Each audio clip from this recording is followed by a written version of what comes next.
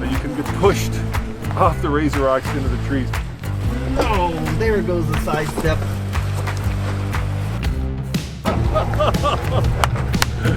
So close to hitting the tree. Tommy, behind us we've got two very off-road worthy trucks. What do we got? Yeah, that's right. We've got the Nissan Titan Pro 4X and the Chevrolet Silverado Trail Boss. And coming up in this video, we're going to take them up the razor rocks, or we're going to take them up the mountain to see which of these two is the off-road king. Is it the Trail Boss or is it the Titan? Only one way to find out, huh? Yeah, let's get behind the wheel. This is a truck that in past videos I have given some criticism to because, you know, I'm not a big fan of the G80 rear locker and I'm not a big fan of the Rancho shocks overall, but, you know, it really is a good truck. And the more I drive it, the more I take it off-road, I'm learning to really enjoy the merits of this truck. The visibility is still poor, but once you kind of learn how to drive it with that G80 rear locker, it'll go 90% of the places you'd ever need to go. It really is a capable vehicle. So let me explain how that rear differential works. It is actually a proper locker, and some people say it's not a locker, it's a limited slip. No, it is a locker. It's just an automatic locker. So it takes some wheels to spin before it drops a pin, and there's a positive engagement between both the driver and the passenger rear wheel. It does work very well. You just have to give it a little bit of time. The other thing I love about this truck is the gearing and the four-wheel drive system are well paired to the engine. So this is just the 5.3 Trail Boss. This is not a 6.2 liter V8 truck. But even with, you know, 383 pound-feet of torque, which isn't the highest in class, when you stick it in low range, it has plenty of gearing to get you where you need to go. It really does work well. Do you guys love trucks? If so, we've got a new podcast that will keep you entertained for hours, from on-road to off-road, from Raptors to Frontiers to Tacomas. Check out tfltruck.com/podcast or go to wherever you get your favorite podcast, including Google Podcasts, iTunes, and Spotify.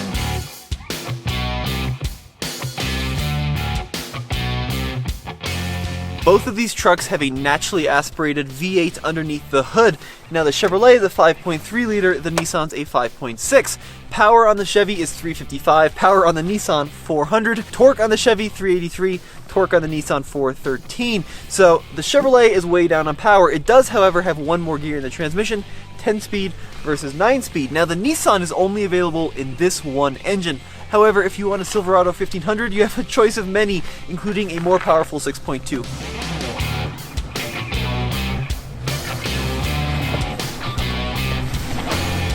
So that's the bypass because we're standing on the razor rocks. And the reason they're called razor rocks is because, well, they're sharp like razors. And we've done this a number of times in the last few months. And so far, the only truck that's made it up and over the razor rocks has been the Gladiator with the front and rear and center locking diff. Slowly but surely. At some point I may hit here, like that. Oh. Check it out. Check it out. The front wheel is in the air.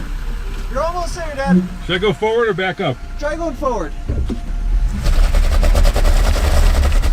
You hung up on your skid plate. It's a skid plate. All right, try going a little bit to your left. Well, that was a little painful, but let's try going a little bit That way. the other way. The breakover angle is a small issue. But no damage done, just a lot of metal on rock. Ooh. There we go, right over the top. Tommy's gonna give it a shot, but we'll see. We'll see if one of these two can make it over. You ready, Tommy?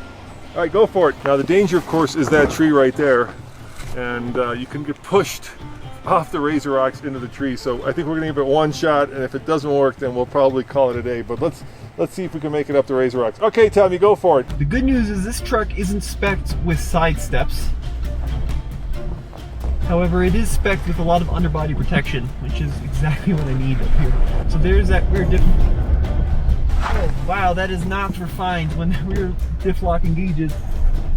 It works, but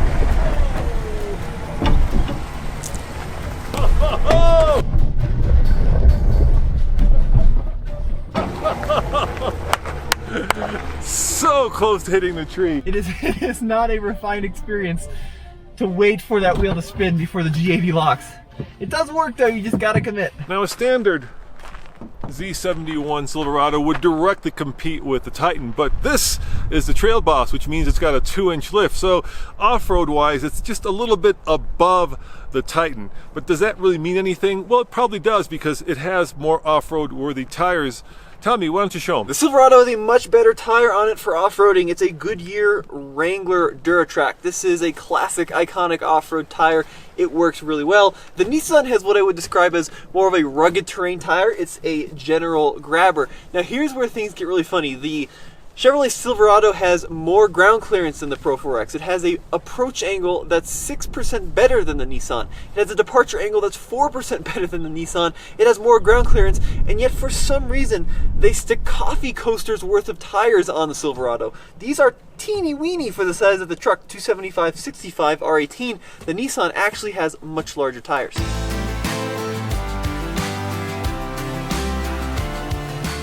Comfort-wise, I actually think that the Trail Boss is pretty good. The Rancho shocks are not all that brilliant at some high speed running, but low speed when you're not working them too much. The spring rate is surprisingly refined, and it's pretty comfortable. Now, of course, there's always a trade-off when you're talking about off-road trucks that can tow, because you know, if you've got a stiff spring, it typically allows you to put on a big trailer in the rear without too much squat. However, it means that off-road you get a lot of this kind of stuff going on. And then again, if you put a nice soft spring like on a Raptor, you lose a lot of towing capacity because you just have so much squat in the rear of the vehicle. The Trail Boss, I think, is a good balance. It's pretty good off-road, not as soft as a Raptor, but not as hard as like a dedicated towing rig. And then it still will tow and haul, you know, 9,500 pounds of max towing capacity and 1,600 pounds of payload. So it's a good compromise. So the Ironclads Trail is a fairly difficult trail up here in the Rocky Mountains of Colorado. And quite honestly, I am getting a little bit tired and bored of running trucks up the same trail over and over. I would like to tackle some much harder terrain. The issue is, we've gotten a lot of snow here in Colorado, and the vast majority of our trails are still closed. All the really fun ones that are iconic are just boarded up by feet of snow, which means that we have to make do with what we get. And even though the Ironclad Trail isn't the Rubicon, you know, it's not gonna completely bottom out this vehicle left and right. It's hard enough to demonstrate the articulation of the vehicle, the traction of the vehicle, the gearing of the vehicle, and in some cases the ground clearance of the vehicle. All right, Tommy. Decisions. Truth is rockier but not snow covered, whereas Dare is all snow. So which one are you gonna go for? Well, we'll do what we typically do with these off-road trucks. We'll go up there and we'll come down Truth, and we can play with some of this vehicle's gearing and off-road capability. If you can make it up there. Oh, it'll go up. If you can make it. All right. It'll go up. In low range, it'll go up. All right, go for it, dude. Show that you're the trail boss. The trail boss. Manager. The trail middle manager. The trail intern. Yeah. Oh, I love my dad. All right, here we go up the slippery part of the trail. See how these Duratracks grip. From experience, we've had awesome luck with these Wranglers out in the snow and the ice. And today is really no exception. In low range, it allows me to rev up, even in automatic mode, to 4,000 RPM before it'll shift. It's well programmed. Now, this brings up an interesting point, actually, because gearing, right? Ooh, was not so great. I'm too busy talking about gearing, but this brings up an interesting point, and it's gearing. You know, in the old days, if you wanted a truck to perform off-road, and more specifically perform well at slow-speed rock crawling, you needed a really aggressive gear ratio in the axle. So something like a 410 or a 430. In some cases, some old vehicles even had 513s, 538s, right? And the reason they did that is because they only had 3 or 4 speeds in the transmission. So you didn't have a lot of ratios to deal with, which meant the vehicle had to cruise down the highway at 80, but also crawl up a mountain at 3, which meant that you didn't have a lot of options. If you had like a 340 or a 315 in the rear end with a 3-speed automatic, the truck wasn't going to be very good at slow-speed rock crawling. However, with these new transmissions, 8, 9, in this case 10 speed, there are so many ratios that the GM engineers can engineer first gear to be really, really slow. So even if you have something like a 355 rear end ratio, which is pretty typical in these trucks, it's still gonna rock crawl really well because first gear is tailored to be so slow. Now coming down this hill, I am low range. I can go into first gear, why not? And then hill descent control is active. This is one of the best hill descent controls in the business. It's not a crawl control, I found. So you can't, for example, set it to 3 miles an hour and have it crawl its way up an obstacle. But going down, nice, slow speed and controlled. Not a lot of noise too. Some of these hill descent control systems sound like tennis shoes in a dryer. This one's pretty quiet, very controlled descent.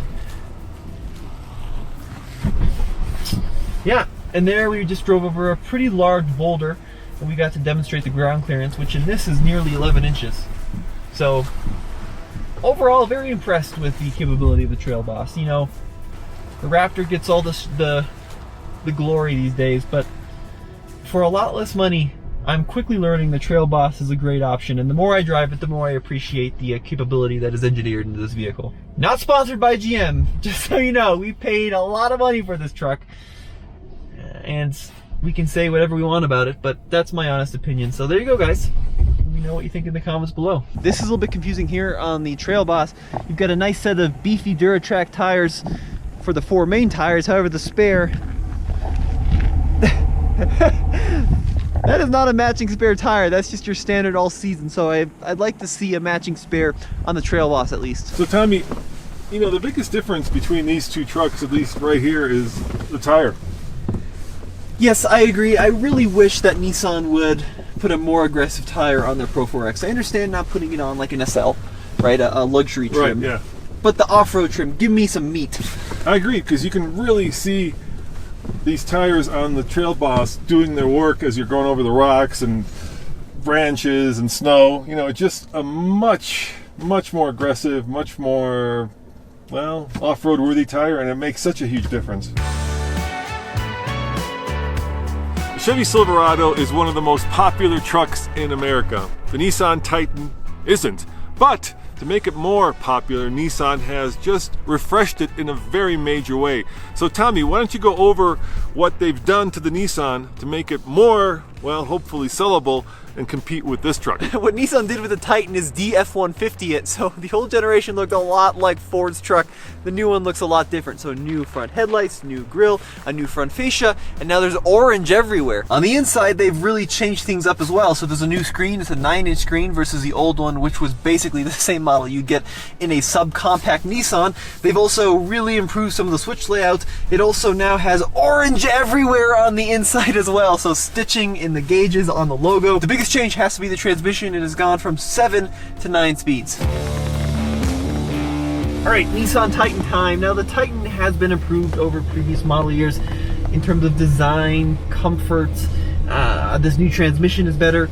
However, let's see how it does off-road in this Pro 4X configuration. And Pro 4X does get you a lot of bang for buck. You get a lot more skid plates, you get better shocks, Bilstein shocks, a little bit more ground clearance, different wheels, and orange tow hooks everywhere. Frankly, quite honestly, I'm not sure why a manufacturer would put a tow hook on a truck unless it was painted red or orange. I mean, it's factually known that a tow hook won't work unless it's painted red or orange. Now coming up the steps, we did run out of ground clearance in the front. The approach angle isn't as good, but the skid plate in the front is a better design in my opinion. I like how it wraps around the actual edge so you get a little bit more frontal protection versus the Trail Boss that has its skid plate further down up underneath. It's nice to have a little bit of protection for the front fascia as well, not just the engine and trans. So you probably saw that, but Tommy already hit the skid plate. And good thing it has it just coming up over the steps to get to the Razor rocks. And that just tells you how important approach and departure angle is. So yeah. Hey dude, you already hit the skid plate. He said that's fine. Yeah, it's fine. I mean, that's what it's built for. Sorry, Nissan. All right, tighten up the Razor rocks. We'll see. So this button right here is the biggest difference off-road in a lot of ways between the Trail Boss and the Titan. This is an electronically selectable rear diff lock. I pushed that in and now both rear wheels are going to be spinning at the same speed regardless of terrain or traction. So whereas the Trail Boss has to spin one wheel before the other wheel locks in, this one I can do manually. Where does it show me on the gauge cluster that it's engaged? Diff lock. It's flashing, so it's not quite engaged. All right, here we go, up the Razor Rocks. Now, I was just praising Nissan about how I love having a button to manually engage the rear locker, but it's just sitting here blinking at me. It will not engage for some reason. I'm in low range, button is pushed. I've driven around a little bit and it still is just flashing, so hopefully, as I get articulated here, there it goes, it just engaged. Whew, thank goodness. Okay, so both rear tires are going to be spinning at the same rate of speed regardless of the terrain. Turn off the parking sensor, turn off the air conditioning, and let's see what happens. Straight up, Tommy.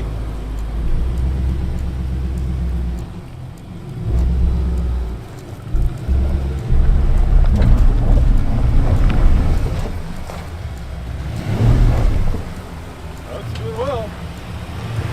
One wheel's in the air. That was good. Even with these less aggressive tires, it hasn't had much of an issue crawling up that. That was really good, Nissan. I am officially impressed. That made it look easy. So there you can see the difference between an electric locker with a button and an automatic locker. The automatic locker works, but the electric locker is just a little bit more seamless. The great thing about the Razor Rocks is basically you end up on a teeter-totter with the rear passenger and the front driver wheel in the air, and yet without a front locker it made it. That was pretty amazing. Yeah, it was good. Yeah, it was good. Yeah, and you didn't have to like give it a lot of momentum, you know. You didn't have to like floor it. It just picked its way through. Well, that's the thing, right? It's all about control off-road. Yeah. So with more control, you can not only save yourself from being hurt, but save the vehicle. So the more time you have to apply more throttle and go faster, the bigger the chance of breaking something. Yeah, when the Trail Boss did it, I was a little like, ugh. And here, I was like, ugh. Exactly. Is that a professional truck reviewer's way of, you know, No, but it's a works for you guys? 22-year-old's nerd's way of describing it. All right, truth or dare, dude, let's go. Yeah, let's do it. Now, both trucks tow just over 9,000 pounds. The Chevy tows about 300 more, but the more important number is payload. The Nissan has just over 1,200 pounds of payload, whereas this Chevy, over 1,600 pounds of payload. That's 400 pounds more of stuff you can put in the Chevy as compared to the Nissan, and that is a big number. The Titan is far from the best seller in the full-size truck segment. However, the 5.6 in this vehicle is one of my favorites in the segment. I just like it. It's old school, it's basic. I mean, it's not electrified, it's not turbocharged.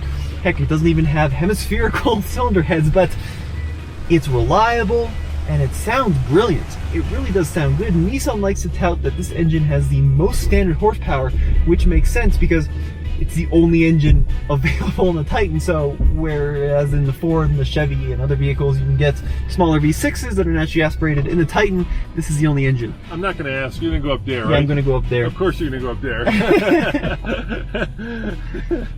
As you should, Tommy. As I should. All right, up the hill in the Titan.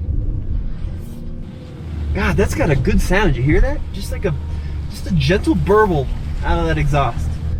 And this 9-speed is great. It's really good. In first gear, I've got a lot of gearing. Really a lot of low-end grunt in this truck. Ooh, just a good sound.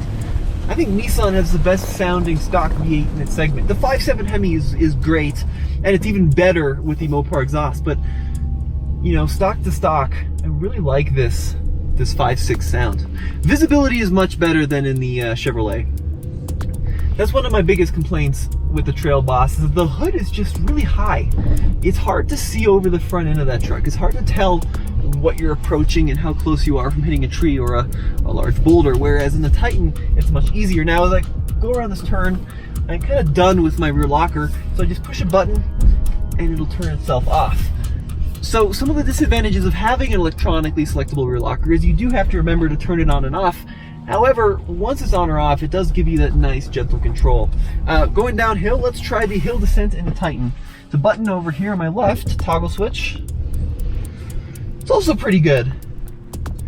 Yeah, that's not bad at all. I like that the Silverado is a little bit slower because I'm a nerd and I have to take rocks at 0.1 of a mile an hour. But yeah, it's a good system. Even though this doesn't have quite as much ground clearance as the Chevy, it seems to have enough for the stuff we are doing out here today. Although I don't like these side steps because they will break and not bend if you start slamming them against rocks. Oh, that was an expensive camera that just fell. Yeah, it seems to be speed adjustable too, depending on... Oh, there goes the side step. Still on? Yep, didn't fall off, we're good. Now for some reason, you commenters of the world really hate when we talk about these dampened tailgates, but there's a very good reason we like them so much, because when we go to Bed Bath & Beyond to buy our haul of pillows for the week, it's very important that the gentle fall of the tailgate doesn't scare the kale away. So that's why we focus so much on the dampened tailgate. So Tommy, this truck is actually more expensive than the Trail Boss, about $5,000 more, but you do get a lot more. You get this massive sunroof. Yep. Which is cool. Panoramic. Yeah, you get, look at this, heated and cooled seats, which the Trail Boss, at least ours, doesn't have. Yeah, and a lot of these features can be, you know, spec'd on, increasing the cost of the Trail Boss. But I think the point you're trying to make is, you know, the Titan used to be one of the least configurable trucks in terms of content on the market. But now there's a lot of competitive options with the other full-size offerings. One thing I think that does let it down just a little bit over the Trail Boss is it doesn't have the approach departure or breakover angles, right? Yeah. You could see it hitting. I mean, you know, the Trail Boss has a 2-inch lift. I think that means a lot out here. These seats are better too. I think the seats are better in the Titan. Interiors, the dashboard layout, I think is pretty comparable. Neither of them really stack up to the Ram, but they're both functional. But the seats in the Nissan are better. And you get orange everywhere. Well, like I was saying earlier, I mean, unless the vehicle has orange accents, I wouldn't even risk taking it off-road. I mean, it's scientifically proven that orange or red makes a vehicle better off-road. Yeah, why even put recovery hooks on a vehicle if they're not red? Yeah, I don't... Or orange. I don't understand that, yeah. And in fact, yep, you can put orange or red hooks on any car and make it good off-road. There's your TFL tip for the day, boys and girls.